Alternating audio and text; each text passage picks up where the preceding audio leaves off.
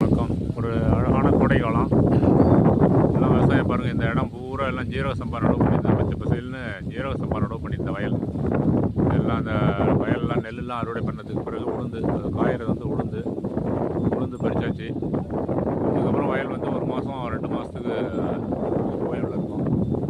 வயல், மனிதன், மாடு எல்லாத்துக்கும் ஏற்கனவே ஒரு வாட்டி சொல்லியிருந்தேன் ஓய்வில் இருக்கும். இது பாருங்கள், இது வரப்பில் உள்ள ஒற்றையடி பாதை. வாய்க்கால்லாம் எல்லாம் வறண்டு போயிருக்கு தண்ணீர் இல்லாமல். வரப்பில் உள்ள ஒற்றையடி பாதை. இந்த மாதிரி கோடை பருவத்தில் பார்த்தீங்கன்னா இந்த வயல்வெளியில் அந்த காலத்தில், இப்போ இல்லை, ஒரு 30-40 ஆண்டுகளுக்கு முன்னாடி வயல்லேருந்து இந்த கிராமத்துலேருந்து அடுத்த கிராமம்னு ஒவ்வொரு கிராமங்களுக்கும் தேய்ந்து போன ஒற்றையடி பாதைகள் நிறைய இருக்கும், மூளைக்கு மூளை. அதேமாதிரி மாட்டு வண்டி பாதைகளும் இருக்கும்.